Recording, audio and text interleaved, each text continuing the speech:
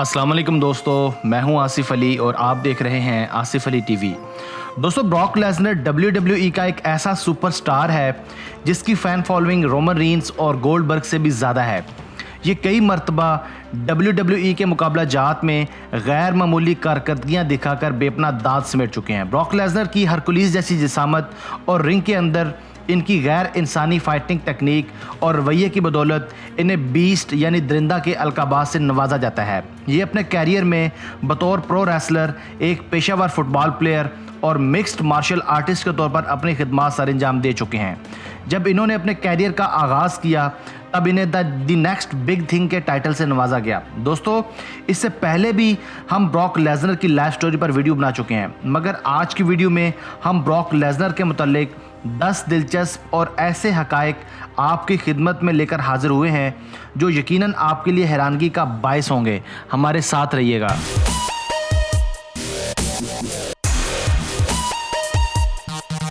Viewers, Brock Lesnar इन चंद heavyweight wrestlers में से एक हैं जिनका प्रोफेशनल रेसलिंग में शानदार किस्म का डेब्यू हुआ था।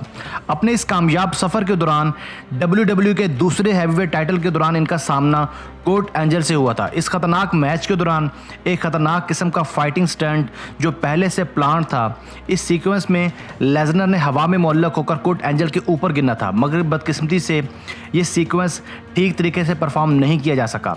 इस मैच के दौरान लेसनर को शदीद अंदरूनी चोट आई और उसकी गर्दन की हड्डी टूटते टूटते बची। यूँ ब्रॉक लेसनर मौजज़ाती तौर पर मौत के मुंह से वापस आए और फिर दोबारा इन खतरनाक सीक्वेंसेस की भरपूर ट्रेनिंग करके ही रिंग में उतरे।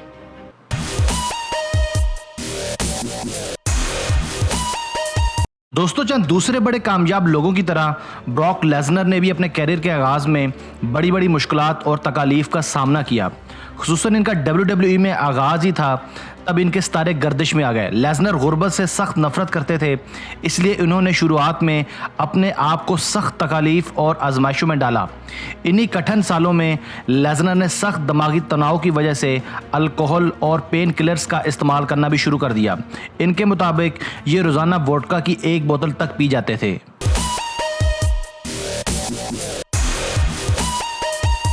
व्यूअर्स, ब्रॉक लेसनर के पास चंद ऐसे रिकॉर्ड्स भी मौजूद हैं जो रेसलिंग रिंग में किसी और के पास मौजूद नहीं हैं। जैसे इनके पास कम उम्र तरीन WWE चैम्पियन होने का एजाज़ तो है ही, मगर साथ साथ ये साल 2003 में कम उम्र तरीन रॉयल रंबर चैम्पियन भी रहे हैं। उस वक्त इनकी उम्र सिर्फ 25 साल थी।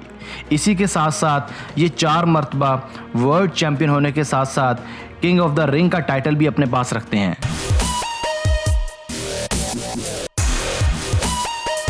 व्यूअर्स, आपने अक्सर देखा होगा कि ब्रॉक लेसनर की चौड़ी छाती पर एक बहुत बड़ा तलवार का टैटू बना हुआ है। खुद उनके मुताबिक इस टैटू की उनकी ज़िंदगी में बहुत ज़्यादा अहमियत है।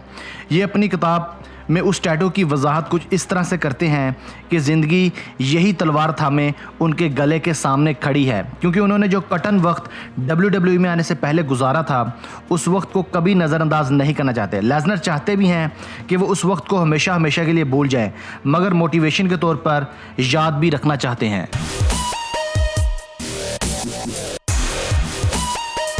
दोस्तों, कहा जाता है कि कलर ब्लाइंडनेस यानी रंग कोरी हर 12 में से एक इंसान को होती है। बदकिस्मती से लेसनर भी इस मर्ज़ का शिकार हैं। ये एक ऐसी मोहलिक बीमारी है जिसमें इंसान रंगों में फ़र्क नहीं कर सकता।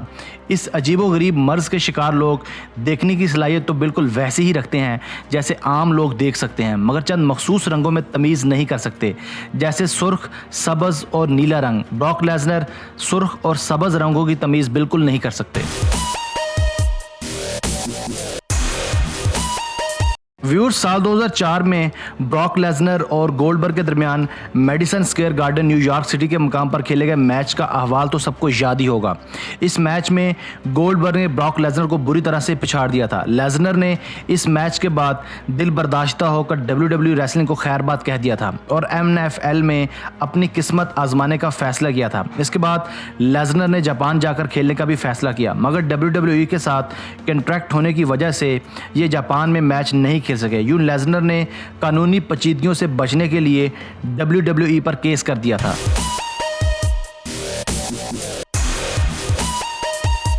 दोस्तों ब्रॉक लेसनर WWE के उन चंद एथलीट्स में से एक हैं जो सबसे ज़्यादा मुआवजा लेते रहे हैं। यूनिवर्सिटी ऑफ मिनेसोटा से NCAA डिवीज़न 1 चैंपियन बनने के बाद इनके पास कई ऑप्शंस मौजूद थे। इन्हीं ऑप्शंस में से एक ऑप्शन WWE था।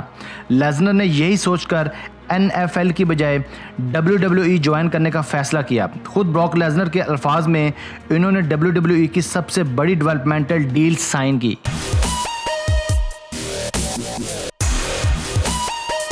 दोस्तों मफूकुल फितरत नज़र आने वाले ब्रॉक लेसनर कुछ अरसा आर्मी में भी रह चुके हैं। ये तब की बात है जब उनकी उम्र सिर्फ 17 साल थी और अमेरिकन आर्मी का एक विंग जिसका नाम नेशनल गार्ड था लेसनर के स्कूल आया और इसकी कवी जिसामत और फिटनेस देखकर मुतासर हुए बगैर ना रह सका और इसे आर्मी में रिक्रूट करवा दिया। ब्रॉक लेसनर चूँकि ज़रा एडवेंचर पसंद थे इसलिए चाहते थे कि वो मैदान जंग के अंदर गोला बारूद के साथ लड़ें, मगर बदकिस्मती से इनको आर्मी में क्लैरिकल की जॉब दे दी गई जिससे इन्हें सख्त मायूसी हुई। यूं इन्होंने आर्मी को हमेशा हमेशा के लिए खैरबाद कह दिया।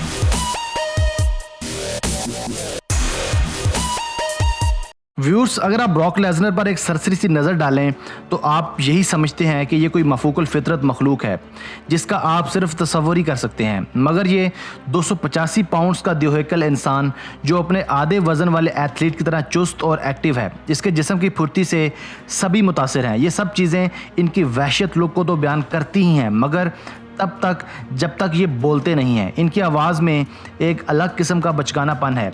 इनकी आवाज़ बिल्कुल भी इनकी जिसामत से मैच नहीं करती। इनका हल्क अपीयरेंस और इनकी अजीबो-गरीब आवाज़ में दूर दूर तक कोई मुमासिलत नहीं है।